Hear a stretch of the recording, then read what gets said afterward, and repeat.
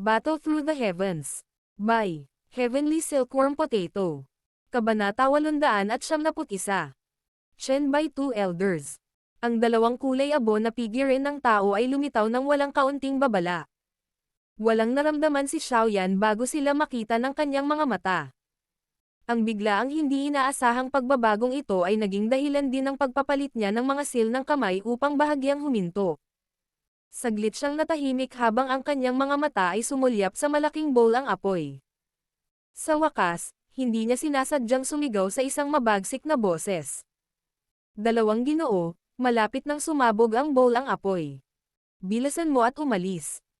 Nang marinig ang paalala mula sa sigaw ni Xiaoyan, dahan-daang nagtaas ng ulo ang dalawang naka-gray na figure sa tabi ng napakalaking bowl ang apoy. Ang kanilang matanda at karanasang mga mata ay kalmadong sumulyap kay Xiaoyan. Ang random na sulyap na ito ay naging dahilan upang matanto ni Xiaoyan na ang matinding pag-aalsa ng ligaw at marahas na lakas ng gamot sa loob ng kanyang katawan ay talagang huminahon. Ang sorpresa ay hindi sinasadyang lumitaw sa mga mata ni Xiaoyan nang maramdaman niya ang pagbabagong ito sa loob ng kanyang katawan. Nagawa nilang sugpuin ang nakakapanghimasok na lakas ng gamot sa loob ng kanyang katawan mula sa napakalayo. Ang lakas na ito. Hindi ba ito masyadong hindi natural at nakakatakot? Sino ang dalawang mahiwagang dalubhasang nakasuot ng kulay abong ito? Kailan pa nagkaroon ng ganitong nakakatakot na mga eksperto sa Black Corner region? Habang si Xiaoyan ay nakakaramdam ng pagkagulat sa kanyang puso, sina Su Chen, Han Fang, at ang iba pa na umatras ng ilang distansya ay natuklasan din ang pagkakaroon ng dalawang misteryosong kulay abong figure. Nagulat sila. Ilang sandali pa bago lumitaw si Su Chen na biglang may naalala. Isang mabangis na kagalakan ang mabilis na bumangon sa kanyang mga mata habang siya ay mahinang bumubulong. Ang mga matandang ito, na hindi mamamatay. Sa wakas ay handang makialam. First Elder, sila ba? Ang ilang mga elder ng Inner Academy sa likod ni Su Chen ay nagtanong na may pagtataka. Bagamat hindi nila naramdaman ang anumang lakas mula sa katawan ng dalawang misteryosong figure, malabo nilang maramdaman ang isang uri ng hindi pangkaraniwang presyon na bumabalot sa kanilang mga puso at kaluluwa. Ang Guardians ng Jianan Academy. Dahan-daang sinabi ni Su Chen. Gayunpaman, kung ang Jianan Academy ay hindi nahaharap sa isang sitwasyon ng buhay at kamatayan, hinding-hindi sila makikialam. Sa kabutihang palad, sa pagkakataong ito. Kung hindi, itong Inner Academy. Ang ilang takot ay hindi sinasadyang lumitaw sa mukha ni Su Chen nang magsalita siya hanggang sa huli. Guardians. Ang mga mata ng maraming Inner Academy elders ay kumikislap habang nakatingin sila sa dalawang kulay abong figure habang sila ay mahinang bumubulong sa kanilang sarili. Ang dalawang misteryosong kulay abong figure ay hindi tumugon kahit kaunti sa maraming titig na bumaril mula sa lahat ng direksyon. Inalis nila ang kanilang mga tingin kay Xiaoyan. Pagkatapos nito, tumutok sila sa napakalaking bowl ang apoy na nasa harapan nila. Gulat ang bumungad sa mga mata nila na parang matanda nang maramdaman ang mapangwasak na puwersang nasa loob. Nagpalitan sila ng tingin sa isa't isa at dahan-daang naglabas ng manggas ang dalawang pares ng nangungunot na mga kamay. Pagkatapos nito, dahan-dahan silang bumuo ng ilang kakaibang mga selyo. Maraming matinding spatial ripple ang biglang kumalat mula sa paligid ng katawan ng dalawang gray na figure kasunod ng kanilang mga aksyon. Sa mga ripples, ang espasyo sa kanilang paligid ay naging sobrang baluktot. Para itong napuno ng di mabilang na bilang ng mga tiklop, na nagbibigay ng isang baluktot na hitsura. Ang paningin ng isang tao ay direktang binaluktot nito. Ang spatial ripple ay naging mas matindi. Sa huli, dahan-daang lumitaw ang dalawang kakaibang madilim na itim na kumikinang sa mga kulay abong figure. Agad na lumutang sa ere ang dalawang nangungunot na daliri. Pagkatapos nito, nagulat ang lahat ng matuklasan na ang espasyo kung saan matatagpuan ang napakalaking bowl ang apoy ay lumitaw na parang bigla itong napunit ng isang malaking hindi nakikitang kamay. Isang malaking spatial crack ang tahimik na lumitaw. Pumunta ka. Isang boses na nakaranas ng maraming pagbabago ng buhay ay dahan-daang umalangaw-ngaw sa lugar nang biglang lumitaw ang isang nakakatakot na hangin sa kalangitan. Kaagad, marahan nitong itinulak ang napakalaking bowl ang apoy, na naglalaman ng mapanirang lakas, sa isang napakalalim na itim na spatial crack. Agad na bumagsak ang nakakatakot na temperatura sa kalangitan nang pumasok sa spatial crack ang huling sulok ng napakalaking bowl ang apoy. Dalawang malalim na itim na kumikinang sa mga daliri ng dalawang gray na figure ay dahan-daang kumikislap. Maaaring makita ng isang tao ang napakalaking spatial crack na mabilis na nagsimulang magsara. Sa loob ng wala pang isang minuto, ganap na nabawi ang spatial crack. Ang langit ay muling naging kasing kinis ng salamin. Sa wakas ay nakahinga ng maluwag ang dalawang gray na figure matapos itong gawin. Kahit na sila ay magkapit kamay, ang ganoong malakihang pagmamanipula ng spatial strength ay hindi kasing dali ng kanilang naisip. Kung ang lakas ng bowl ang apoy ay hindi pa nagdulot ng maraming maliliit na bitek na lumitaw sa kalawakan, malamang na nahihirapan silang mapunit ang napakalaking linya upang habulin ang bowl ang apoy. Kahit na ito ang kaso, ang gawa nilang ito ay naging sanhi din ng lahat sa kalangitan upang bumaba sa isang mapurol na estado.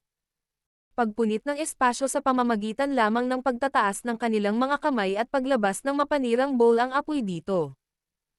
Anong uri ng hindi natural at nakakatakot na lakas ang kailangan ng isang tao para magawa ito? Malamang na kahit ang Old Ground Demon Ghost ay mahihirapang maabot ang antas na ito. Sino lang ang dalawang misteryosong kulay abong figure na ito? Nakahinga rin ng maluwag si Xiaoyan sa malayong kalangitan nang makitang itinaboy ang bowl ang apoy. Kung ang bowl ang apoy ay magpapatuloy sa pamamaga-ayon sa gusto nito, malamang na ang Inner Academy ay hindi na umiral. Sa oras na iyon, siya ang magiging salarin na Sumire sa Inner Academy. Ito ay tiyak na katulad ng isang bangungot para sa kanya.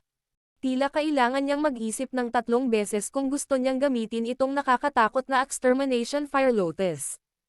Siyempre, ang Extermination Fire Lotus na ito ay nabuo mula sa pagsasanib ng 4 na uri ng apoy. Sa kasalukuyan, nagamit na ang kalahati ng life-transforming flame na naabsorb niya noon. Kung si Xiaoyan ay hindi makakahanap ng isa pang kapalit sa hinaharap, magagamit niya ito ng 1 beses pa. Bukod dito, hindi alam kung magtatagumpay siyang muli o hindi. Ang Extermination Lotus Flame na ito na kanyang pinagkatiwalaan sa kanyang lakas upang matagumpay na ilabas ay napuno rin ng swerte. Ilang humahanggos na tunog ng hangin ang ipinadala habang naramdaman ni Xiaoyan na parang naglagay siya ng mabigat na pasanin. Kaagad, si Su Chen, ang Little Fairy Doctor, at ang iba pa ay lumitaw sa tabi ni Xiaoyan. Matapos makitang hindi gaanong nasaktan si Xiaoyan, sa wakas ay iwinagayway ni Su Chen ang kanyang kamay at mahinang sinabi. Sumunod ka sa akin. Huwag basta-basta magsabi ng kahit ano. Gumalaw ang katawan ni Su Chen pagkatapos niyang magsalita at mabilis siyang sumugod sa 2 kulay abong figure sa kalangitan. Medyo nag-alinlangan si Xiaoyan sa likod bago niya kinaladkad ang Little Fairy Doctor at sumunod. Hihihi. Old Bai, Old Chen, salamat sa inyong dalawa sa pakikialam ngayon. Kung hindi, malamang na ang Inner Academy na ito ay hindi na umiral. Itinaas ni Su Chen ang kanyang mga kamay sa 2 gray na figure at ngumiti pagkatapos na humarap sa kanila. Munting Su Chen, wala ka talagang kakayahan sa iyong trabaho bilang First Elder. Kung ang Inner Academy ay talagang dumanas ng napakalaking kalamidad, malamang na mahihirapan kang mabayaran ito kahit na mamatay ka ng 10 beses. Tumingin kay Su Chen ang isang nakaabo na nakadamit na elder bago siya kumunat ang noo at pinarusahan sa mahinahon ngunit medyo mahigpit na boses. 2 matandang ginoo, ang usapin ngayon ay ganap na sanhi ni Xiaoyan. Kung nais mong sisihin ang isang tao, si Xiaoyan ang magdadala ng pasanin. Wala itong kinalaman sa First Elder Su Chen. Habang si Su Chen ay nakangiti ng mapait, si Xiaoyan, na nagmamadaling lumapit, ay mabilis na nagsalita. Dahan-daang dumampi kay Xiaoyan ang kalmado na malatubig na mga mata ng 2 nakaabo na nakadamit na matatanda. Biglang sumilay ang pagkagulat sa kanilang mga mata. Ibinuka nila ang kanilang mga bibig at sinabing, Ikaw. Ikaw ang binata na kumokontrol sa Green Lotus Core Flame kanina. Sinapo ni Xiaoyan ang kanyang ulo sa mukha ng 2 matatandang ito na talagang nakaalala sa kanya. Sa wakas, tumango siya. Naaalala ko na tila isa ka lamang maliit na dadoushi noong nakilala ka namin noon. Talagang naabot mo ang antas na ito sa loob ng ilang taon. Ang Jianan Academy ay sa wakas ay nakabuo ng isang mahusay na estudyante. Kung alam ito ng matandang lalaki na si Mang Tianqi, malamang na ipagmalaki niya ito. Isang nakaabo na matanda ang nag-click sa kanyang dila habang nagsasalita siya. Bukod dito, tila mayroong higit sa isang uri ng heavenly flame na kinokontrol sa loob ng iyong katawan. Nagagawang matatag na pagsamahin ang isang pares ng heavenly flame sa loob ng katawan ng isang tao. Ang ganoong chi method ay maituturing na walang kapantay. Munting kapwa, dapat kang maging mas maingat sa paglabas mo para magsanay sa hinaharap. Ang isa pang nakakulay na matanda ay medyo nagulat din. Ang batang ito ay natuto mula sa inyong dalawa. Si Xiaoyan ay natural na hindi nang ahas na maliitin ang dalawang dalubhasang ito na hindi kilalang pinanggalingan. Kaya naman nagmamadali siyang sumagot. Ha! Bahagyang tumango ang dalawang matanda na nakakulay abo. Ang kanilang romang na mga tingin ay biglang huminto sa Little Fairy Doctor sa tabi ni Xiaoyan, at hindi sinasadyang napabulalas sila ng kaunti. Ang Little Fairy Doctor ay hindi sinasadyang naging maingat nang maramdaman niya ang mga titig ng dalawang nakatatandang nakaabo na nakadamit. Ang Daochi sa loob ng kanyang katawan ay tahimik na damaloy. Hihihi. Hindi inaasahan na makikilala ko talaga ang isang mayari ng Wolfo Poison Body pagkatapos ng maraming taon. Nakakagulat talaga. Tumawa ng mahina ang isang nakakulay na matanda. Sa kasamaang palad, bawat mayari ng Wolfo Poison Body ay haantong sa isang katulad na kapalaran. Medyo emosyonal na bumuntong hininga ang isa pang nakatatandang nakaabo na nakadamit. Iginala ni Su Chen ang kanyang mga mata nang marinig silang tatlo na nag-uusap. Sinabi niya sa dalawang matanda na nakasuot ng kulay abo. Kayong dalawa ay hindi dapat matakot sa isang tao pagkatapos mong lumitaw. Kung pareho kayong nagpakita ng mas maaga, hindi sana nangyari ang ganoong bagay. Dapat kayong dalawa ay malinaw na malinaw tungkol sa lakas ng Old Ground Demon Ghost. Ano ang maaari kong gawin sa kanya kung gusto niyang pumunta at makahanap ng gulo? Kung si Xiaoyan ay hindi humakbang pasulong, walang nakakaalam ng kasalukuyang sitwasyon. Lahat kayo ay mga natutulog na tagapangasiwa lang. Ang punong guro ay hindi bumalik minsan makalipas ang maraming taon at kayong dalawa ay nagtago ng inyong mga sarili hanggang sa hindi makita ng isa ang inyong mga figure. Ang napakalaking akademya ay lubos na umaasa sa akin upang pamahalaan. Labis na tindi ang sama ng loob ni Su Chen nang magsalita siya hanggang sa huli. Ang dalawang matanda na nakaabo na nakadamit ay hindi maiwasang mapahiya sa harap ng pagsaway ni Su Chen. Talagang namuhay sila ng mapayapa sa mga taong ito nang hindi kailangang mag-alala tungkol sa anumang bagay. Agad silang nagpakawala ng tuyong ubo at nagsabi. Hindi ba't naranasan din natin ito noon? Hindi ganoon kadali ang maging First Elder. Gayunpaman, hindi pa ba bumabalik ang matandang iyon? Talagang napaka-irresponsible nito. Mga isang dekada na ang nakalipas mula noong umalis siya, tama. Kung alam ko lang ito noon, hindi ko na sana kinuha ang pwesto mo. Medyo nagsisisi si Su Chen. Pagkatapos nito, ibinaling niya ang ulo kay Xiaoyan at sinabing, maaari mong tawagan itong dalawang Old Bai at Old Chen. Sila rin ang First Elder ng Jianan Academy matagal na ang nakalipas. Ngayon, nagretiro na sila at nag-e-enjoy sa buhay. Nagmamadaling binati ni Xiaoyan ang dalawa nang marinig niya ito. Ang dalawang matanda na nakasuot ng kulay abo ay iwinagayway ang kanilang mga kamay, na nagpapahiwatig na hindi na kailangan ang lahat ng mga pagbeting ito. Pagkatapos nito, dahan-dahan nilang sinabi. Ang Old Ground Demon Ghost. Hahaha. Ilang taon na rin tayong hindi nagkita. Hindi inaasahan na talagang magkikita tayo ngayon, hindi ka ba pumapayag? Kakaibang nabaling ang tingin ng dalawang tao sa isang bakanteng espasyo sa hindi kalayuan nang matapos silang magsalita. Isang kakaibang ngiti ang sumilay sa kanilang mga lumang mukha. Battle Through the Heavens. Kabanata 872. Pag-asa. Nagulat si Xiaoyan at ang iba pa nang makita nila kung paano kumilos ang dalawang matanda na nakasuot ng kulay abo. Agad silang humarap sa direksyon kung saan nakatingin ang mga matatanda. Tanging isang bakanteng espasyo ang nakita nila. Walang kahit isang figure ng tao o anumang bahagyang enerhiyang ripple. Bagamat may pagdududa ang kanilang mga puso, malinaw na alam ni Xiaoyan at ng iba pa na dahil sa lakas ng 2 taong ito, natural lang na hindi sila kumilos ng walang kabuluhan. Kung sinabi nila ang gayong mga salita, malamang na ang bakanteng espasyo ay dapat magkaroon ng isang lihim na mahirap matuklasan. Kahit na makalipas ang maraming taon, ikaw pa rin ang parehong maput na matandang makasarili. Ang special na paraan ng pagtatago na ito ay walang silbi laban sa aming dalawa.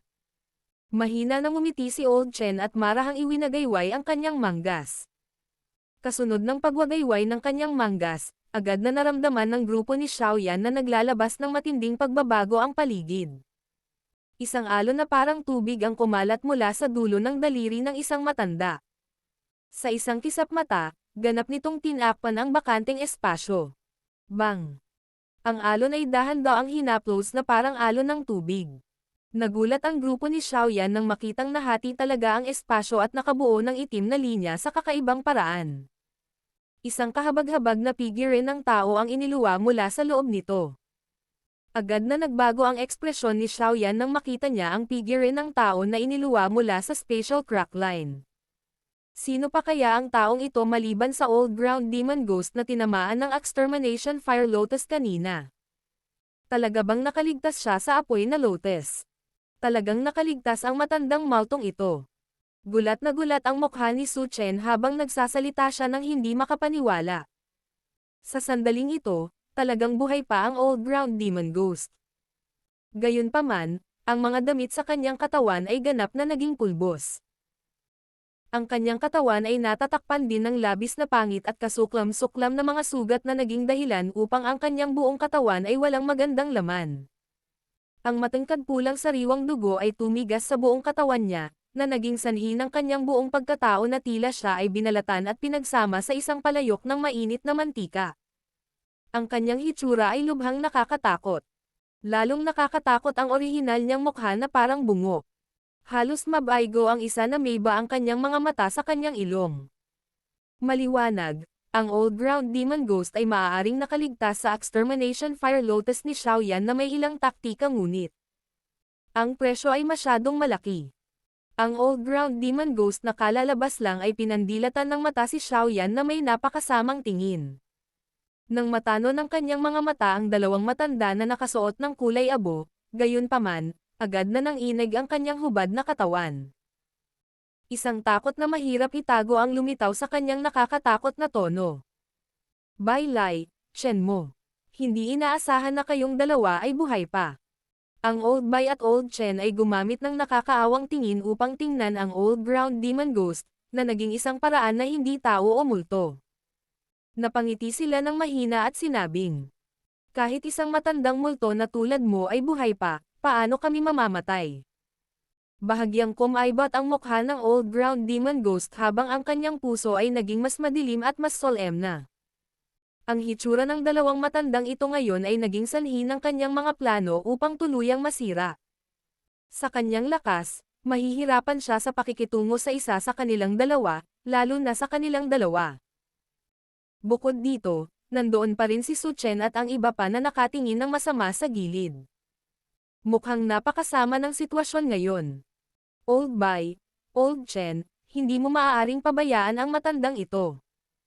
Sa mga taon na ito, napakaraming estudyante mula sa aming Jianan Academy ang napinsala ng Demon Flame Valley. Kung pakakawalan mo siya ngayon, tiyak na magiging isang malaking salot siya sa hinaharap. Isang malamig na kislap ang sumilay sa mga mata ni Su Chen. Ang kanyang tono ay puno rin ng layuning pagpatay. Naningkit ang mga mata ni Old Chen at Old Bai nang marinig nila ito. May kaunting emosyon sa kanilang mga lumang mukha. Tanging walang pakialam ang ginawa nila. Malinaw nilang naunawaan kung anong uri ng pananakot ang isang kaaway na umabot sa 7-star daw zang sa Jianan Academy. Dapat alisin ng isa ang banta sa ugat nito. Ito ay natural na isang bagay na malinaw na nauunawaan ng 2 napakatanda at makaranasang tao. Sa kanilang antas, kailangan nilang madalas na magsagawa ng mga retreat upang magtagumpay sa klase ng Daozun. Kung minsan, nagsasagawa sila ng isang pag-urong ng napakatagal ng sabay-sabay. Sa ganoong yugto ng panahon, mahihirapan silang maramdaman ang anumang nangyayari sa Jianan Academy. Kung ang enerhiya ng Extermination Fire Lotus ay hindi pa masyadong nakakatakot sa pagkakataong ito, malamang na napakahirap na gisingin sila mula sa kanilang estado ng pag-urong. Gayunpaman, sa kabila ng pagkakaroon ng magandang kapalaran sa pagkakataong ito, mahirap hulaan kung ano ang mangyayari sa susunod na pagkakataon. Ang mga mata ng Old Ground Demon Ghost ay agad na lumiit pagkatapos na maramdaman ang hindi malinaw na layunin ng pagpatay na nananatili sa paligid ng mga katawan ni Old Chen at Old Bai. Mula nang magkakilala sila, alam na ng una na ang kasalukuyang lakas ng dalawang matandang ito ay tiyak na mas malakas kaysa sa kanya. Bukod dito, siya ay kasalukuyang medyo malubhang na sugatan, at mahirap para sa kanya na ilabas ang kanyang pinakamataas na lakas. Kung sasalakayin siya ng dalawang ito, malamang na mawawalan na talaga siya ng buhay sa lugar na ito ngayon.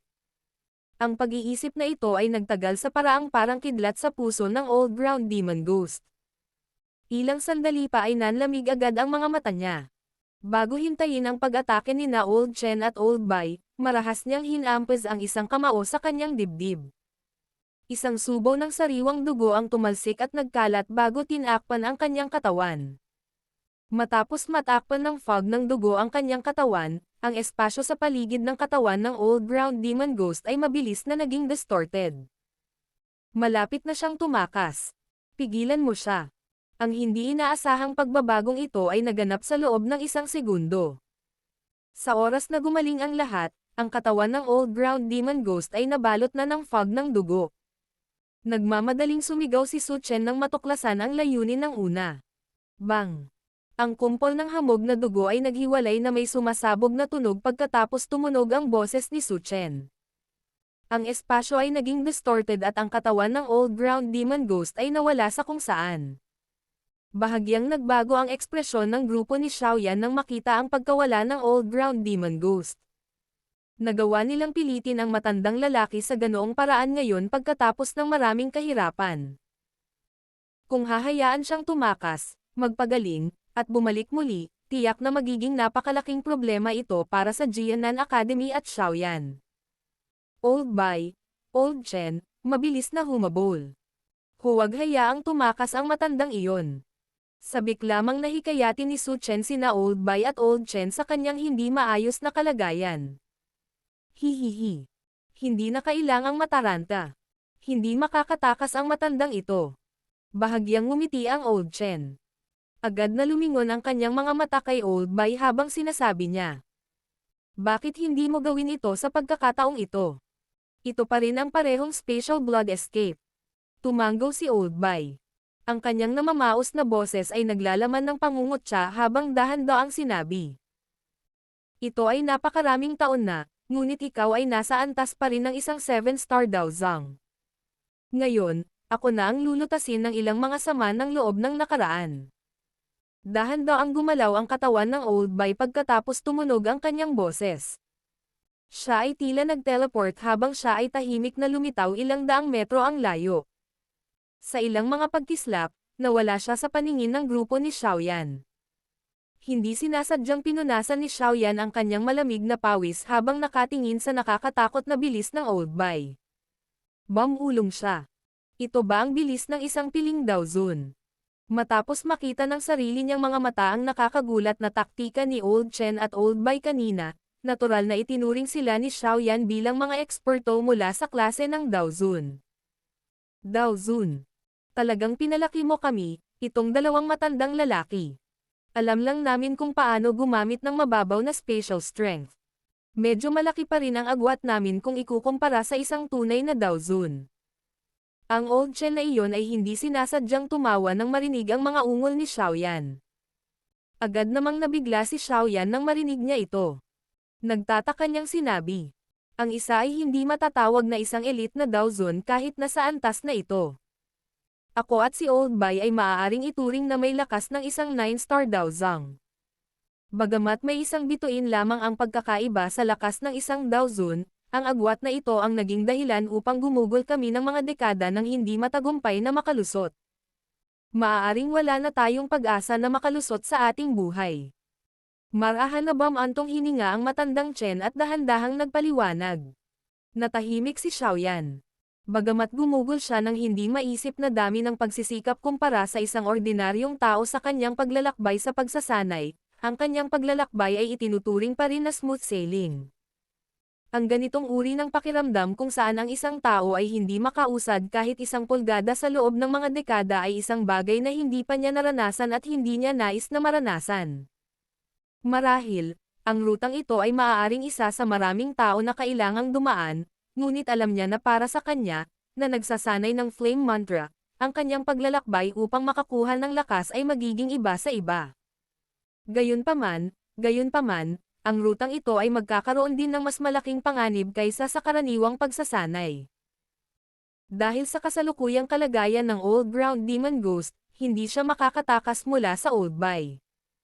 At saka, ang dalawa sa kanila ay nagkaroon din ng mga sama ng loob noon na nagkataon na maaari silang magkaayos ngayon. Kaya naman, lahat kayo ay hindi dapat mag-alala sa hinaharap. Bukod pa rito, tayong dalawa ay hindi maaaring manatili ng matagal. Kailangan nating muling mag-retreat. Lumingon ang Old Chen, tumingin kay Su Chen at mahinang nagsalita. Bahagyang tumango si Su Chen. Pagkatapos nito, nagpadala siya ng ilan sa mga elder ng Inner Academy upang patahimikin ang maraming estudyante ng Inner Academy.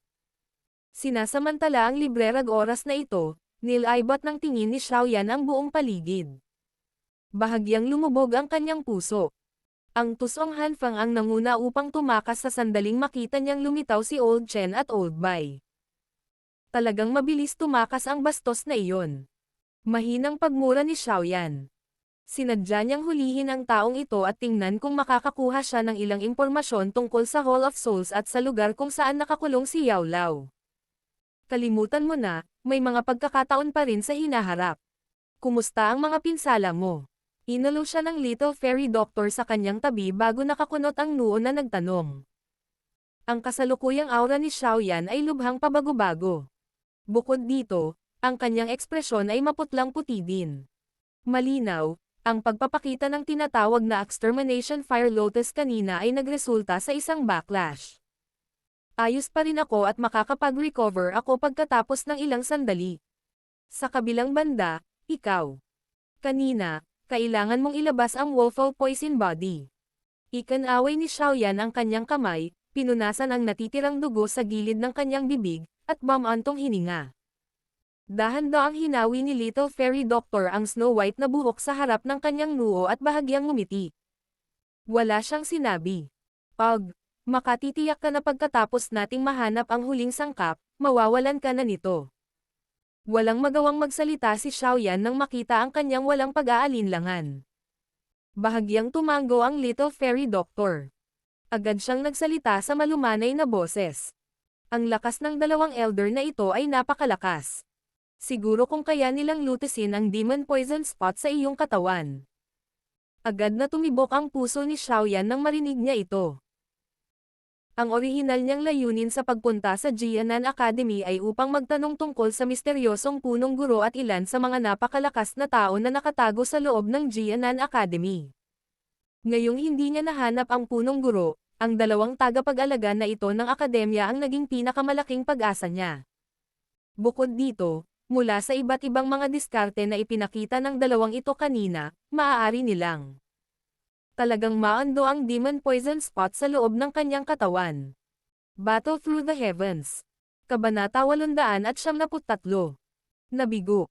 Tila alam ni Su Chen ang iniisip ni Xiaoyan habang pinagmamasdan niya ang kanyang mga mata na biglang nag-iinit. Ikanaway niya ang kanyang kamay kay Xiaoyan at ipinahiwatig na kumalma siya.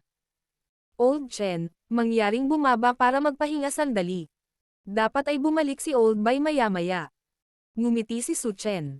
Binigyan niya ng mungkahi si Old Chen, na nasuspine sa kalangitan. Nilaibat ng kanyang tingin ang langit. Ang mga eksperto mula sa Demon Flame Valley mula kanina ay sumunod din kay Hanfang sa pagtakas. Sa makatuwid, ang langit ay lumitaw na walang laman sa sandaling ito. Ang katahimikan ay wala ang nakakapukaw ng kaluluwa ng malaking labanan mula kanina. Hindi tinanggihan ng Old Chen si Su Chen nang marinig niya ito. Bahagya siyang tumango bago dahan-daang idiniin ang mga yabag sa langit at dahan-daang bumagsak sa lupa. Sina Su Chen, Xiaoyan, at ang iba pa ay sumunod sa likuran. Ang mga estudyante ng Inner Academy kung saan sila napadpad ay nagkalat na ng mga elder. Si Xiaoli at ang iba pa na naghihintay sa gilid, ay mabilis na lumapit. Ang kanilang nag-aalalang mga mata ay dumaan kay Xiaoyan bago sila nagmamadaling nagtanong.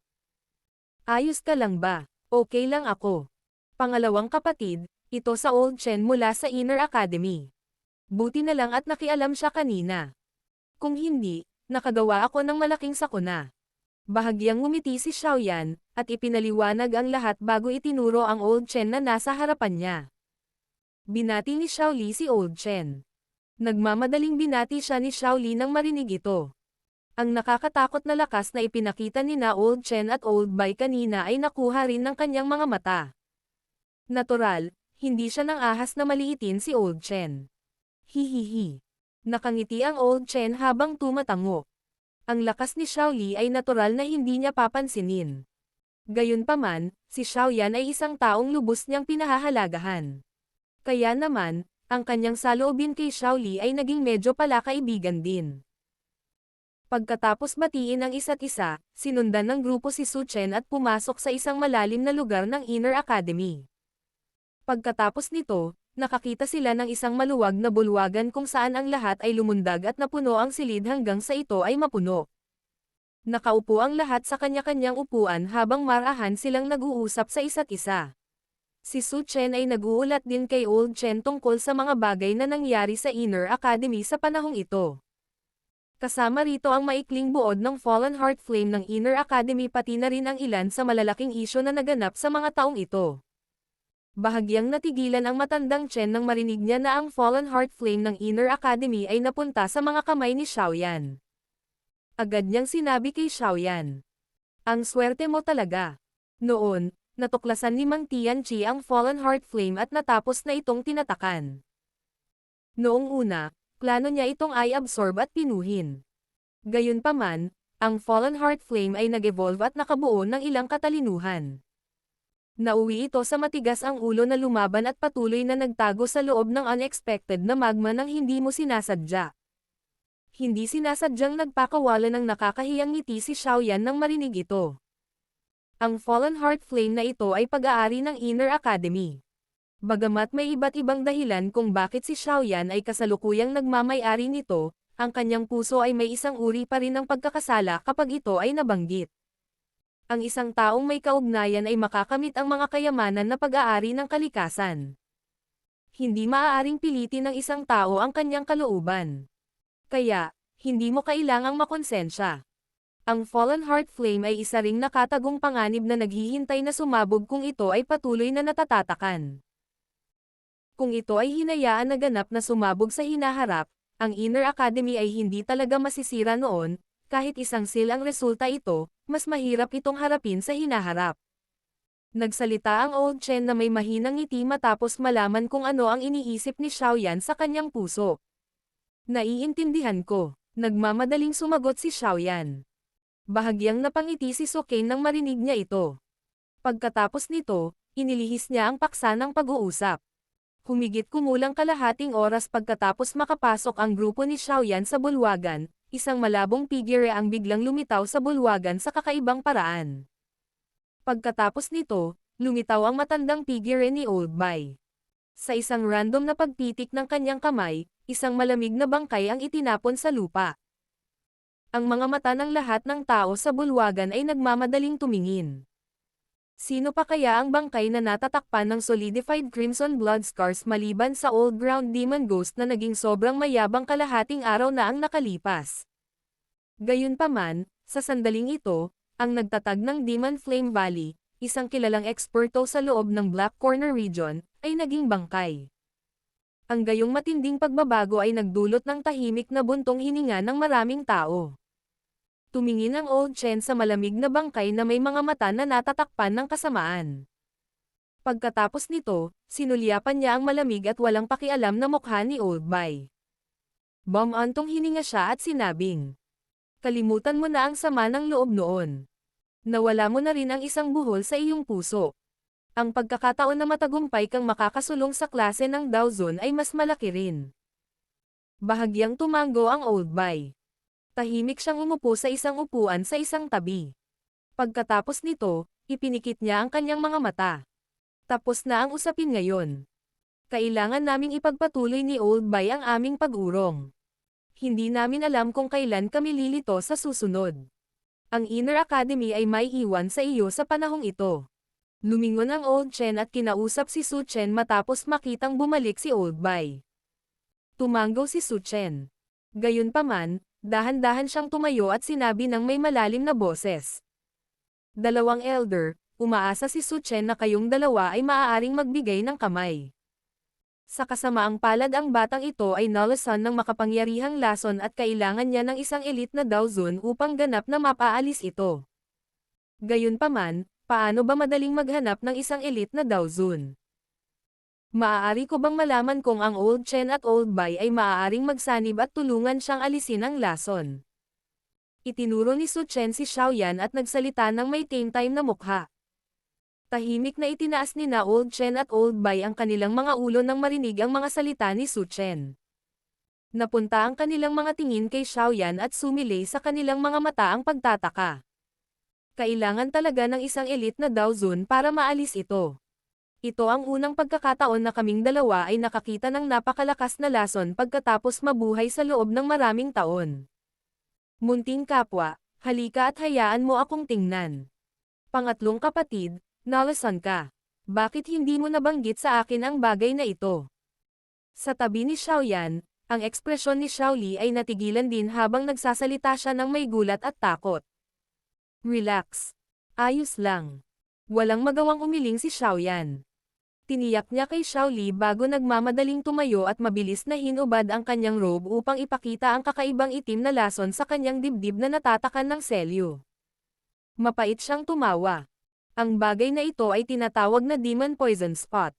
Ginagawa ito gamit ang lahat ng Dao Qi ng isang Dao Zhang at napakalason maliban kung ang isa ay isang Dao Zun, magiging mahirap na paalisin ito. Nagagawa mo talagang maging sanhi ng isang elite na Dao Zhang na ubusin ang lahat ng kanyang Dao Qi para lasunin ka. Talagang binibigyan ka ng mukha ng taong iyon, munting kapwa. Pang-aasar ng matandang Chen. Pagkatapos nito, pinag-aralan ng kanyang mga mata ang madilim na itim na lugar. Ilang sandali pa, bahagyang sumimangot siya at may dagdag na kataim-taiman ang lumitaw sa kanyang mga mata. Nakipagpalitan siya ng tingin kay Old Boy sa gilid. Pagkatapos nito, ang dalawa sa kanila ay pinalawak ang kanilang mga daliri. Isang napakasiksik na Dao Qi ang lumabas. Ang Dao Qi ay umikot at talagang tumigas sa 2.5 pulgadang haba ng kristal na enerhiya. Ang mga mukha ng lahat ng nakaupo ay nagpahayag ng ilang pagkagulat nang makita nilang dalawa sa kanila ang talagang nakapagpapatibay kay Dao Qi. Ayon sa alamat, isang elite na Dao Zun lamang ang makakapagpatatag ng kanilang Dao Qi. Hindi inaasahan na magagawa rin ito ng 2 taong ito. Sa banayad na pagpitik ng kanilang mga daliri, ang kristal ng Dao Qi ay tumakas sa mga daliri ng Old Chen at Old Boy bago dahan-dahang naanod sa itim na bahagi sa dibdib ni Xiaoyan. Nang 1 pulgada na lang ang layo nito, bigla itong nabasag, na naging hindi mabilang na maliliit na kristal na naanod at dumapo sa itim na lugar. Ang buong katawan ni Xiaoyan ay nanginginig ng husto kasunod ng pagpasok ng mga kristal na pulbos na ito. Naging distort din ang mukha niya. Ang pulbos ay parang maiinit na sparks na nagdulot ng mga alon ng matinding sakit na naililipat mula sa kanyang dibdib. Ang kulay itim na lason na lugar ay biglang nagsimulang kumawag-kawag na parang buhay na bagay matapos mahulog ang Dao Qi crystal powder dito. Ang itim na lugar ay gumalaw pataas at pababa habang ang kinang nito ay kumikislap mula sa malalim na kadiliman. Nagtagal ang liwanag ng halos 2 minuto bago ito biglang nawala. Isang hindi pangkaraniwang itim na fog ang biglang tumagos mula sa lugar ng lason bago tuluyang kumulot at nagkalat. Mag-ingat ka, masyadong nakakalason iyan. Bahagyang nagbago ang magandang mukha ng Little Fairy Doctor nang makita niya ang kumakalat na itim na fog. Sinenyasan niya ang kanyang kamay at ang kulay abo na Dao Qi ay bumangon mula sa kanyang kamay. Agad nitong binalot ang itim na fog sa loob nito bago maingat na umatras pabalik sa kanyang katawan. Ang kanyang katawan ay orihinal na isang kaldero na nagpapadalisay ng lason. Sa makatuwid ang maliit na halagang ito ay hindi nagdulot ng malaking banta sa kanya sa kabila ng lakas ng Demon Poison Spot. Anong nakamamatay na lason? Bahagyang gumalaw ang mga mukha ni Old Chen at Old Bai pagkatapos nilang dahan-daang binawi ang kanilang mga daliri. Ang kristal ng Dao Qi nila ay talagang nagpapahina sa Demon Poison Spot na ito ng kaunti. Talagang karapat-dapat na maging kakaibang bagay na nangangailangan ng lahat ng Dao Qi ng isang Dao Zhang upang makalikha. Dalawang matanda, paano ito? Nagmamadaling tanong ni Su Chen nang makita niyang huminto silang dalawa. Mabagal na umiling ang matandang Chen at sinabing, "Mahirap. Hindi kami tunay na mga Daozun at hindi kami makakalikha ng maraming uri ng kristal na katawan ng Dao Qi kanina. Masyadong mabisyo ang taong gumamit ng lason na ito. Tila maaari ka lang pumunta at maghanap ng isang elite na Daozun na makakatuwang. Kahit kayong dalawa walang magawa." Nang marinig ito, ang puso ni Xiaoyan ay hindi sinasadyang nakaramdam ng kaunting pagkabigo habang nagtanong. Ito ay hindi na tayo ay lubos na walang magawa laban sa bagay na ito. Nakita mo rin kanina na talagang nakapagpalabas tayo ng lason. Gayunpaman, ang halaga na ating ipapatalsik sa bawat oras ay masyadong maliit. Sa bilis na ito, malamang na mangangailangan tayo ng ilang taon upang ganap na maalis ang lason. Mayroon ka bang ganoong tagal? Ipinikit ni Old Bai ang kanyang mga mata nang tumugon siya. Muling tumawa ng mapait si Xiaoyan. Ilang taon. Noong panahong iyon, malamang na automatikong masira ang selyo bago tuluyang maalis ang lason.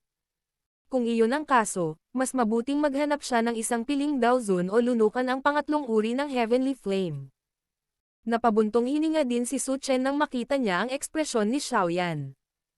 Tinapik niya ang mga balikat ni Xiaoyan para aliwin siya. Huminga ng malalim si Xiaoyan, yumuko kay Old Chen at Old Bai bago dahan-daang bumalik sa kanyang upuan. Bagamat nakaramdam ng kaunting pagkabigo ang kanyang puso, hindi siya nadismaya dahil dito. Sa totoo lang, nang makita niya na ang lason ni Old Chen at Old Bai ay nakakapaglabas lang ng lason, naramdaman niya na marahil ay hindi magandang paraan ang pagpayag sa kanila na paalisin ang lason. Ang Demon Poison Spot na ito ay talagang nagdulot ng malaking banta kay Xiaoyan. Gayunpaman, sa parehong oras, naglalaman din ito ng lahat ng Dao Qi ng isang piling Dao Zhang. Naging sanhi din ito ng pagnanasa ni Xiaoyan. Kung mapapadalisay niya ang gayong enerhiya ng paunti-unti tulad ng ginawa niya noon, walang alinlangan na hahayaan nitong umunlad ang kanyang lakas. Kaya naman, medyo sayang naman kung hahayaan niya itong magkalat. Mukhang ganito ang bagay. Kailangan ko pa ring umasa sa sarili ko. Hanggat nakakuha ako ng pangatlong uri ng Heavenly Flame, makakaasa ako sa sarili kong lakas upang pinuhin ang Demon Poison Spot. Sa oras na iyon, ang aking lakas ay lubos na asenso. Ang medyo dismayadong damdamin ni Xiaoyan ay agad na uminit habang iniisip niya ito. Battle Through the Heavens. Kabanata 874. 5-star daw Huang. Si Old Chen at Old Bai ay hindi na natili sa Inner Academy ng matagal bago sila tahimik na nawala tulad ng kanilang pagpapakita. Tungkol sa pagkawala nila, si Xiaoyan at ang iba pa ay walang ibang naramdamang emosyon maliban sa hindi makapagsalita. Ang isang eksperto ay dapat magkaroon ng estilo ng isang eksperto. Sinuri ni Xiaoyan ang bangkay ng Old Ground Demon Ghost na iniwan ng dalawa para lamang magulat ng matuklasan na wala ni Katie Ting na espiritual na bakas. Malamang na ang kaluluwa ng matandang ito ay nawasak ng Old Bai. Namuo ang malamig na pawis sa kanyang noo matapos itong malaman. Hindi niya alam kung anong uri ng sama ng loob ang mayroon si Old Bai sa taong ito para maging ganito kalupit. Siyempre, hindi maaawa si Xiaoyan sa matandang ito. Kung hindi ihayag ni na Old Chen at Old Bai ang kanilang mga sarili sa pagkakataong ito, malamang na ang buong Inner Academy ay magiging isang kaparangan sa ilalim ng kanyang nakakatakot na Extermination Fire Lotus. Sa oras na iyon, siya ay magiging isang makasalanan ng Jianan Academy. Hindi sinira ni Xiaoyan ang malamig na yelo na bangkay ng Old Ground Demon Ghost. Sa halip, hiniling niya sa isang elder na dalubhasa sa Ice Affinity na Dao-Chi na i-freeze ito sa yelo bago niya ilagay ang katawan sa kanyang storage ring. Ang bangkay ng 7-star elite na Dao Zhang ay maaaring hindi gaanong pakinabang sa isang ordinaryong tao, ngunit laging naaalala ni Xiaoyan ang pinoong katawan na kailangan ni Yao Lao. Bagamat nakuha niya ang katawan ni Yunshan noon, ang katawan ng Old Ground Demon Ghost na ito ay walang alinlangan na medyo mas malakas. Kinaladkad ni Xiaoyan ang kanyang pagod na katawan at bumalik sa kanyang silid matapos maitago ng maayos ang bangkay. Ang nakakapukaw ng kaluluwang labanan ngayon ay nagpapagod sa kanya. Kung hindi pa siya nakalunok ng ilang medicinal pill noong panahong iyon at natulungan ni Old Chen at Old Bai sa pagsugpo sa nakakapanghinayang lakas ng gamot sa loob ng kanyang katawan, malamang nahimatayan si Xiaoyan dahil sa puwersa ng ligaw, marahas na lakas ng gamot. Kahit na ito ang kaso, ang kasalukuyang Xiaoyan ay nagtataglay ng parehong panloob at panlabas na mga pinsala. Idinagdag ito sa kanyang muntik ng matuyo na Dao-Chi, malinaw na siya ay malubhang nasugatan. Siyempre, kahit na medyo malubha ang kanyang mga sugat sa pagkakataong ito, hindi na kailangang mag-alala ng labis ang madalas na pinsalang si Xiaoyan. Binigyan ng sapat na oras, gumaling siya maaga o huli. Pagkatapos ng lahat, ang kanyang espiritu ay mas malakas kaysa sa isang ordinaryong eksperto. Ang maraming likas na kayamanan na kanyang natupok sa loob ng ilang taon na ito ay hindi na ilabas sa kanyang katawan na parang dumi. Naka-crossleg si Xiaoyan sa isang silid na may mainit na liwanag. Ang kanyang mga kamay ay bumuo ng isang training seal at ang kanyang mga mata ay bahagyang nakapikit. Nagtagal ang mga hibla ng enerhiya sa dulo ng kanyang ilong. Sa wakas, sinundan nila ang kanyang ikot ng paghinga at pumasok sa kanyang katawan. Bumaon din ang isip ni Xiaoyan sa kanyang katawan sa panahon ng kanyang pagsasanay. Maingat niyang sinisiyasat ang kanyang katawan gamit ito bago nagpakawala ng mapait na ngiti ang gilid ng kanyang bibig. Sa hindi inaasahan, ang mga pinsalang natamo niya sa pagkakataong ito ay medyo lumampas sa kanyang inaasahan. Tila kailangan niyang maingat na gamitin itong Extermination Fire Lotus sa hinaharap. Unti-unting naging nakatuon ang isip ni Xiaoyan matapos maunawaan ang mga sugat sa kanyang katawan. Pagkatapos nito, pinaikot niya ang kanyang flame mantra at muling mananiabra ang ilan sa lakas ng gamot na lumitaw mula sa pag-inom ng maraming gamot na table task. Ang Glazed Lotus Core Flame ay kasunod na ipinatawag at sinimulan ang pagpipino nito. Ang nakapagpapagaling na lakas na ginawa mula sa naturang gamot ay maaaring makamit ang isang pandagdag na epekto kung ang isa ay paminsan-minsan ay kumakain ng maliit na dami nito. Gayunpaman, kung ang isang tao ay gumamit ng paraan na katulad ng kung paano nilalamon sila ni Xiaoyan, ang isa ay magiging sanhi ng mga nakapagpapagaling na lakas na ito na maging kakaiba, marahas dahil sa pinaghalong. Kaya naman, hindi lamang mahirap pagalingin ang mga sugat ng isang tao kundi ito ay magpapalala pa sa panloob ng mga pinsala ng katawan. Sa makatuwid, ang lahat ng mga halo-halong gamot na ito ay kailangang pinuhin bago niya pagalingin ang kanyang mga sugat. Dahil sa kakayahan ng Glazed Lotus Heart Flame, natural na hindi masyadong mahirap na pinuhin ang mga nakapagpapagaling na lakas na ito. Hindi niya ito ginawa sa maghapon dahil hindi niya ito mapapansin. Ngayon na siya ay malaya, ang pagpipino ay hindi mauubos ng masyadong maraming oras. Ang pagpipino ay nagpatuloy ng humigit kumulang kalahating oras o higit pa bago ang mga sinulid ng ligaw at marahas na lakas ng gamot na pinaghalo sa loob ng kanyang katawan ay ganap na napino ng Glazed Lotus Heart Flame. Sa wakas, sila ay nagbago sa isang dalisay, banayad na lakas na panggamot na sumunod sa mga ugat habang sila ay dumadaloy ng dahan-dahan, na nagpapagaling sa ilan sa mga pinsala na natanggap ng kanyang mga ugat.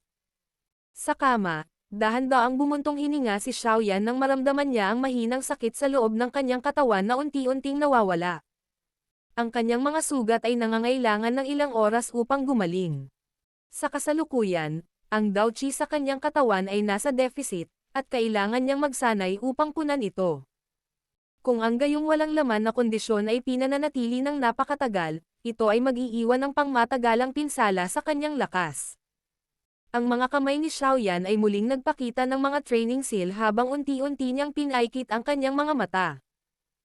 Naging kalmado ang kanyang paghinga at bahagyang nagiba-iba ang espasyo sa kanyang katawan. Kaagad, Ang mga string ng malakas na natural na enerhiya ay sumunod sa mga butas sa paligid ng kanyang katawan bago bumuhos dito ng walang tigil. Matapos ang pagpipino ng Glazed Lotus Heart Flame, ang enerhiya ay nabago sa pinakadalisay na Dao Qi bilang pinagsama sa mga paa ni Xiaoyan. Ang pagsasanay na ito ay nagpatuloy sa halos 4 na oras o higit pa. Nang muling imulat ni Xiaoyan ang kanyang mga mata, ang pagod at walang laman na pakiramdam sa loob ng kanyang katawan ay ganap na naalis.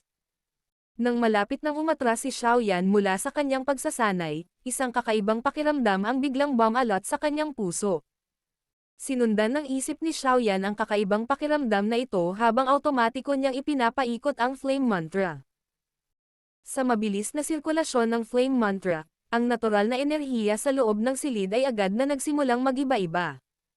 Kaagad-agad, maraming malalakas na enerhiya ang bumungad kay Xiaoyan mula sa lahat ng direksyon. Nagulat si Xiaoyan nang makita niya ang kakaibang eksenang ito. Isang kagalakan na mahirap pigilan ang agad na bumalot sa kanyang puso. Siya ay kasalukuyang hindi na isang baguhan na walang alam. Ang ganitong sitwasyon ay isang bagay na lilito lamang kapag ang isa ay sumusulong. Ilang oras na ang nakalipas mula nang magkaroon si Xiaoyan ng lakas ng isang 4-star Dao Huang. Siyempre, maaaring umabant siya sa panahong ito. Gayunpaman, hindi niya pinili ang paraan ng pag-asa sa iba pang mga bagay upang mabilis na sumulong. Malinaw niyang naiintindihan sa kanyang puso na ang ganitong uri ng tuloy-tuloy na isang star sa bawat panahon na pagtaas ay ang pinakamatatag. Ang ganitong katatagan ay gagawa ng isang matatag na pundasyon kapag siya ay sumulong sa isang mas mataas na antas sa hinaharap. Maaaring isinuko na ni Xiaoyan ang maraming mas mabilis na pamamaraan, ngunit pagkatapos ng matinding labanan ngayon, ang oras ay hinog na. Ang kagalakan at kasiyahan ng pagsulong ng hindi pinasigla ng anumang panlabas na bagay ay pumuno sa kanyang katawan. Hindi mabilang na bilang ng mga sel sa loob niya ang naglalabas din ng tagay sa sandaling ito. Ang kanyang orihinal na buong kalamnan at buto ay nagsimulang sakam na sumipsap ng Dao Qi sa loob ng kanyang katawan habang ang kanyang matigas na mga ugat ay kinuha din ang angkop na oras upang maging mas matigas. Parami ng parami ang natural na enerhiya na ibinuhos sa katawan ni Xiaoyan. Hindi tinanggihan ni Xiaoyan ang may batik-batik na natural na enerhiya. Ang Glazed Lotus Heart Flame ay parang isang refine ng Fire Dragon na nananatili sa loob ng kanyang katawan. Anumang enerhiya na pumasok dito ay balot agad ng apoy. Pagkatapos sumailalim sa refinement sa isang nakakatakot na mataas na temperatura, ang mga dumi sa natural na enerhiya ay nahugasan, na ginawang purong enerhiya na sumunod sa Flame Mantra Chi method upang makumplito ang isang buong cycle. Sa kalaunan, ito ay pinagsama-sama sa pinakadalisay na Dao Qi, na hinihigop ng kanyang hindi mabilang na mga selula, buto, kalamnan, at iba pang mga organo sa kanyang katawan. Ang ripple sa loob ng silid ay nagpatuloy ng humigit kumulang 2 oras bago ito unti-unting nabawasan. Muling bumalik sa katahimikan ang silid matapos ibuhos ang huling hibla ng natural na enerhiya sa katawan ni Xiaoyan. Nakapikit ang mga mata ng isang binata sa kama. Ang kanyang mga mata ay hindi umangat o bumaba kahit kaunti, at ang paghinga mula sa kanyang ilong ay halos hindi marinig. Kung hindi pa rin naglalabas ng init ang kanyang katawan, malamang na may ituturing siyang bangkay. Saglit na nagpatuloy ang katahimikang ito bago tuluyang bumasag ng maputik na hininga mula sa bibig ng binata. Bahagyang naningkit ang kanyang mga mata nang dahan-daang bumukas. Isang nakasisilaw na liwanag ang kumislap sa loob ng maitim na mga mata na iyon. Sa ilalim ng ningning na ito, maging ang liwanag sa silid ay medyo madilim. Ang ningning sa mga mata ni Xiaoyan ay nagpatuloy ng ilang sandali bago ito tuluyang naalis. Marahang idiniin ng mga kamay ni Xiaoyan ang kama at ang kanyang katawan ay mabilis na tumalon mula rito. Tuwid na tuwid ang kanyang katawan habang umaagos ang isang matalim na aura. Binigay ni Xiaoyan ang kanyang mga kamay at bahagyang nanginginig. Ang mga buto sa buong katawan niya ay tila buhay habang dinidiin at pinipiga, naglalabas ng mga alon ng malinaw na tunog. Ang mga bahagyang tunog na ito ay nagdala pa ng mga bakas ng isang malalim na dagandong, na medyo mahiwaga. Biglang nag-igting ang mga kamay ni Xiaoyan nang maramdaman niya ang muling naramdaman sa loob ng kanyang katawan. Mabilis na tumama ang kanyang kamao. Habang lumilitaw ang kanyang kamao, isang sumisipol na tunog mula sa pagpunit ng hangin ay paulit-ulit na umalangaw-ngaw sa loob ng silid. Sa kanyang kasalukuyang lakas, isang simpleng ordinaryong pamamaraan ng kamao ang ginamit niya sa isang makapangyarihang paraan. Umayos ng kaunti si Xiaoyan bago dahan-dahang huminto. Ibinuka niya ang kanyang magkabilang braso at naramdaman ang kanyang katawan na puno ng daoqi. Hindi niya sinasadyang ngumiti. Ang pagsulong na ito ay hindi lamang naging sanhi ng pagsulong ng kanyang lakas, ngunit ang mga sugat sa loob ng kanyang katawan ay halos gumaling na. Ito ay medyo lumampas sa inaasahan ni Xiaoyan. Sa orihinal, ayon sa kanyang maraming mga pinsala, kailangan niyang magpagaling man lang ng isang buong buwan upang ganap na gumaling. Ito ay hindi inaasahan na siya ay higit sa kalahati na nakabawi pagkatapos ng pagsulong na ito. Ang hindi inaasahang pakinabang na ito ay naging sanhi ng lubos na kagalakan ni Xiaoyan. Dahan-daang itinoon ni Xiaoyan ang kanyang isip. Bahagyang kumislap ang mga mata niya habang nakabuka ang bibig. Kaagad na isang kumpol ng kulay abo na kayumangging apoy ang dahan-dahang naalis. Pinag-aralan ni Xiaoyan ang kumpol ng kulay abong kayumangging apoy na ito na tinatawag na life-transforming flame. Gayunpaman, medyo nag-alinlangan siya habang ginagawa niya iyon. Natural na alam niya na kung aayusin niya ito sa sandaling ito, tiyak na makaka-advance ng kaunti ang kanyang lakas. Gayunpaman, kung gagawin niya ito, mawawalan siya ng trump card para protektahan ang kanyang buhay. Maglalakbay na sana siya sa isang lugar kung saan nagtipon ang mga rurok na eksperto sa buong kontinente, ang Central Plains. Ang pagkabigong magkaroon ng sapat na malakas na kasanayan upang protektahan ang kanyang buhay sa lugar na iyon, na puno ng panganib, ay magiging isang napakahirap na bagay. Kung ganoon, dapat ba niyang pinuhin ito ngayon? O dapat ba niyang iwanan ito para magamit sa hinaharap? Sa isang iglap, hindi maiwasan ni Xiaoyan na harapin ang kawalan ng katiyakan. Battle Through the Heavens. Kabanata 875. Lugar ng pagsasanay. Dama po ang banayad na liwanag sa paulit-ulit na pagbabago ng mukha ni Xiaoyan sa silid. Unti-unting bumangon sa kanyang harapan ang isang kumpol ng kulay abong kayumangging apoy, na naglalabas ng mainit na temperatura. Ang katahimikang ito ay nagpatuloy saglit bago si Xiaoyan ay tuluyang bumantong hininga. Sinenyasan niya ang kanyang kamay at damapo sa kanyang kamay ang kulay abuhing kayumangging life-transforming flame. Isang mapait na tawa ang narinig niya habang nakatingin sa apoy. Sa wakas, nibukaka niya ang kanyang bibig at muling sinipsip ang apoy sa kanyang katawan. Ang puso ni Xiaoyan sa huli ay naglalaman ng pinakamalaking takot para sa tinatawag na Central Plains. Ang lugar na ito, na nagtipon ng mga nangungunang eksperto mula sa kontinente ng daoqi, ay ang pinakadakilang yugto sa buong kontinente. Ang malalakas doon ay kasing dami ng mga ulap. Kung ang isa ay walang kakayahan, ang isa ay magiging tantungan lamang ng ibang tao kung nais niyang maging maayos sa lugar na iyon.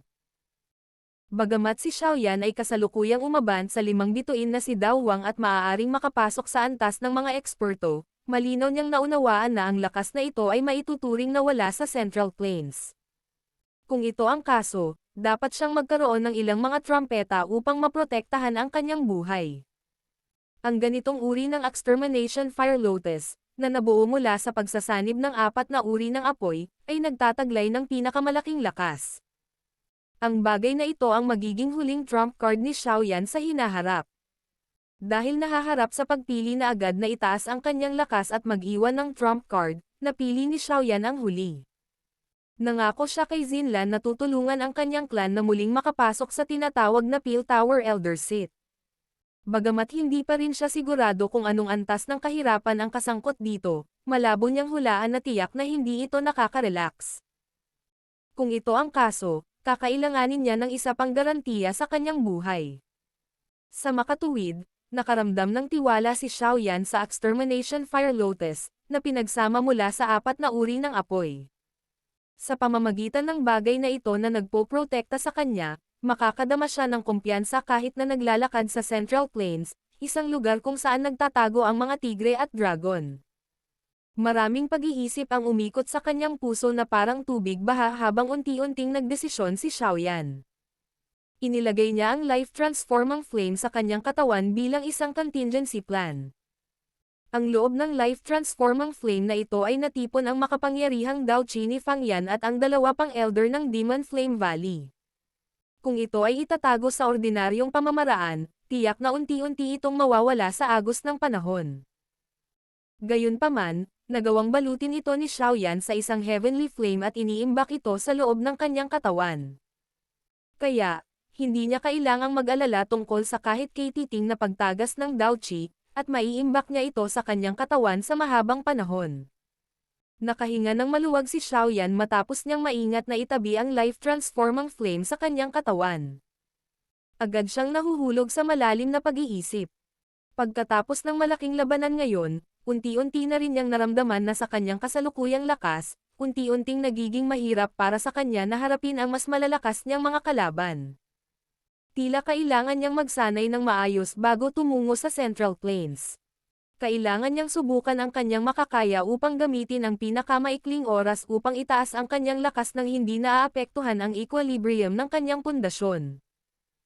Ito ay talagang makikinabang sa kanya kapag natapos niya ang paglalakad sa Central Plains sa hinaharap. Ang dalawang kinakailangang ito ay maaaring mukhang simple ngunit sila ay talagang malupit. Nais niyang makuha ang parehong bilis ng pagsasanay at mapanatili ang kanyang pagiging matatag. Ang dalawang salik na ito ay magkasalungat. Kung nais ng isa na makamit ang dalawa sa kanila, ang isa ay kailangang makahanap ng isang mahusay na lugar ng pagsasanay na angkop na sanayin. Ang mga kondisyon na kailangang matugunan ay hindi naman ganoon kahirap kung iisipin niya. Nangangailangan lamang siya ng isang lugar kung saan natipon ang napakalaking dami ng purong enerhiya ng apoy. Siyempre, kung ang lugar na ito ay tahimik at hindi may istorbo ng mga tagalabas, ito ay magiging mas perpekto. Ang mga kondisyong ito ay mukhang medyo simple, ngunit ang paghahanap ng kinakailangang lugar ay magiging mahirap. Ang paligid ng Inner Academy ay halos malalim na bundok at lumang kagubatan. Hindi naging mahirap humanap ng tahimik na lugar. Gayunpaman, ang natural na enerhiya ay medyo may batik-batik na may maraming affinity energy na natipon, at kailangan lang ni Xiaoyan ang fire affinity energy. Maliban sa mga lugar na malapit sa isang bulkan, ang mga naturang lugar ay napakabihirang. Ang paligid ng Inner Academy ay tila walang anumang mga ugat ng bulkan. Sumimangot si Xiaoyan at nag-isip ng mahabang panahon, ngunit hindi pa rin makapag-isip ng angkop na lugar malapit sa Inner Academy. Umiling lang siya at iwagayway ang kamay. May lumitaw na parang apoy na scroll sa kanyang palad. Mayroong dalawang landas sa pagtataas ng lakas ng isang tao. Ang isa ay upang madagdagan ang lakas ng katawan habang ang isa ay magsanay ng isang Dao Qi na may pambihirang lakas. Dahil mahirap matugunan ang unang kondisyon, maaari lamang piliin ni Xiaoyan ang pangalawang paraan. Nagkataon, hindi pa siya nakakahanap ng oras para sanayin ang 6-joint body fluong ruler na nakuha niya sa auction. Ang tinaguriang 6-joint body fluong ruler ay mas mataas pa kaysa sa flame-splitting tsunami. Malamang na ang lakas nito ay magiging lubhang pambihira. Kung hindi, hindi sulit na bilhin ito. Ang balumbon ay ganap na pulang-pula, na tila isang napakarilag, pulang kulay na kristal. Dahan-daang itinulak ng kamay ni Xiaoyan ang scroll. Bahagyang nakapikit ang kanyang mga mata habang ang spiritual strength ay lumundag mula sa pagitan ng kanyang mga kilay bago tuluyang invading ang scroll. Kasunod ng pagkakadikit ng espiritual na lakas ni Xiaoyan sa scroll, isang malabong pulang liwanag ang lumabas at nag-apoy pulang mga salita ang lumitaw sa espiritual na paningin ni Xiaoyan. Isa itong magma lake. Ang mga mainit na bula ay paulit-ulit na kumukulo sa ibabaw ng lawa. Sa bawat oras na ito ay humiwalay, isang mahina at mainit na hamog ang tumataas. Malinaw na naunawaan ng puso ni Xiaoyan na ginamit ng lumikha ang kanyang espiritual na lakas para yukit ang scroll na ito. Ito ay partikular na ginamit upang i-record ang ilang mataas na klase ng Dao skill. Ang ganitong uri ng scroll, na naitala gamit ang spiritual strength, ay naglalaman ng ilan sa pangunawa ng may-ari sa Dao skill. Ang mga taong nagsanay nito pagkatapos ay bibigyan ng ilang karanasan. Medyo magiging madali din para sa kanila ang pagsasanay nito. Isang dilaw na figure ang dahan-daang lumitaw sa ibabaw ng lawa ng magma kasunod ng pagpasok ng espiritual na lakas ni Xiaoyan. Ang figure ng tao na ito ay nakatayo sa walang laman na hangin sa itaas ng magma. Ang kanyang kamay ay may dalang 5 talampakan ang haba na kulay pula na metal ruler. Ang pulang metal ruler na ito ay hindi kasing bigat ng heavy Zuan ruler, ngunit may karagdagang liksi dito. Alam din ni Xiaoyan na ang hindi malinaw na figure ng tao ay isang maliit na espiritual na imprint ng lumikha. Ang hindi malinaw na figure ng tao ay lumitaw lamang nang magsimula itong gumalaw. Makikita ng isang tao na ang mga paa nito ay marahas na humakbang pababa at isang malakas na enerhiya ang yumanig sa lawa ng magma hanggang sa lumitaw ang isang napakalaking alon ng apoy.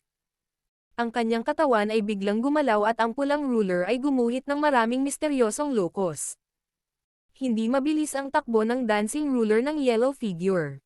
Gayunpaman, nagbigay ito kay Xiaoyan ng isang uri ng makinis na pakiramdam na kasing natural ng mga lumulutang na ulap at umaagos na tubig. Isang ruler technique ang sumunod sa isa pa na ang simula ay kumukonekta sa dulo. Maraming pulang figure ang nakapalibot sa kanyang katawan. Ang siksik na magma na dumarating ay natatanggap ng figure ng pinuno habang ito ay sumipol. Wala ni isang patak ng magma ang tumagos sa depensa ng pinuno na damapo sa katawan ng dilaw na figure. Medyo nabigla ang espiritu ni Xiaoyan habang pinagmamasdan niya ang pagiging kusa ng kulay dilaw na figure, sumasayaw habang nalulugod siya sa magma lake. Sa kanyang paningin, natural niyang alam na hindi ginamit ng dilaw na figurang ito ang Daoqi para ihiwalay ang kanyang katawan. Sa halip, lubos siyang umasa sa lalim ng pamamaraan ng ruler upang ibalot ang kanyang sarili sa loob ng isang layer ng ruler defenses kung saan kahit ang hangin ay hindi makapasok. Hindi na kailangang pag-usapan ng isa kung ang pamamaraan ng ruler na ito ay may malakas na lakas ng opens iba o hindi. Itong defensive technique lang ang naging interesado kay Xiaoyan. 6-joint body flow ang ruler, umaatake at nagtatanggol bilang isa.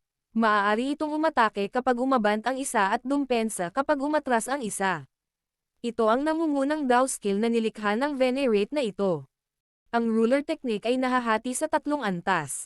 Splitting fire, body flow ang fire, at 6-joint fire. Makakakita ang isa ng magma na magwawagayway sa lawa upang magmagma na magsasanay, makaangat sa field ng magma.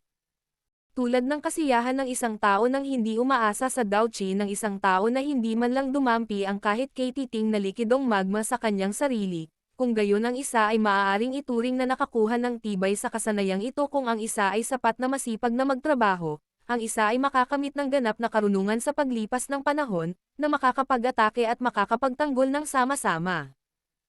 Susunod ay ang ilan sa mga asensya ng pagsasanay sa 6-joint body flow ang ruler. Dapat makinig ng maayos ang mga sumunod. Isang matandang boses ang dahan-dahang umalangaw-ngaw sa espiritual na espasyong ito habang si Xiaoyan ay nabigla sa pagpapakita ng misteryosong ruler technique ng yellow figure. Malamang na pagmamayari ito ng lumikha ng diskarteng ito ng ruler. Nagmamadaling itinoon ni Xiaoyan ang kanyang atensyon nang marinig niya ang matandang boses na ito. Pagkatapos nito, hinigop niya sa kanyang isipan ang lahat ng paliwanag ng 6-joint body flow ang ruler. Unti-unting nakabawi si Xiaoyan nang tumunog ang huling salita ng lumang boses. Nang muling tumingin ang kanyang mga mata sa dilaw na figure na walang pagod na nagpapakita ng ruler technique, dahan-daang bumalot sa kanyang mga mata ang ilang pangunawa. Nagkaroon din siya ng paunang pag-unawa sa ruler technique na tila walang kamali-mali sa kanyang mga mata kanina. Matapos tahimik na panoorin ang dilaw na figure na sumayaw ng mahigit 100 beses, sa wakas ay nagpakawala si Xiaoyan ng mahabang hininga. Sumilay sa kanyang mukha ang isang ngiti na para bang siya ay wala sa mabigat na pasanin. Ito ay talagang karapat-dapat sa isang Dao skill na ginugol niya ng mataas na presyo upang bilhin. Hindi lamang ito nagtataglay ng isang espiritual na imprint, ngunit mayroon talagang isang natitirang espiritual na lakas upang ipaliwanag ang pamamaraan ng pinuno. Ang paliwanag kanina ay hindi nagtagal ngunit malaking tulong ito kay Xiaoyan, na nagpapahintulot sa kanya na magsanay ng 6-joint body flow ang ruler. Sa madaling salita, sa paliwanag na iyon, makakatipid si Xiaoyan kahit kalahati ng oras na kailangan niya para basahin at pag-aralan ang scroll. Bahagyang gumalaw ang isip ni Xiaoyan at dahan-daang umalis ang kanyang espiritu sa scroll. Pagkatapos nito, maingat niyang iniligpit ang balumbon at mahinang bamulong. Mas mabuti na matagumpay kung makabisado itong 6-joint body flowong ruler bago ako umalis. Gayunpaman, saan ako pupunta at makakahanap ng Magma Lake? Bahagyang itinaas ni Xiaoyan ang kanyang mga kilay. Dahan-daang tinapik ng daliri niya ang headboard ng kama. Ilang sandali pa ay parang may naisip siya at biglang huminto ang daliri niya. Isang saya na mahirap itago ang bumungad sa kanyang maitim na mga mata. Sa ilalim ng blazing sky chi-refine ng tower. Hindi ba ito isang magma mundo? Nang maisip niya ang underground world kung saan nakatulog si Xiaoyan sa loob ng halos 2 taon, nagsimulang kumurap ang kanyang mga mata. Ang enerhiya ng fire affinity doon ay malaki at dalisay. Malamang na ang lakas niya ay pumailan lang sa loob ng maikling panahon kung gagamitin niya ito sa pagsasanay. Halos nakalimutan ko ang lugar na iyon.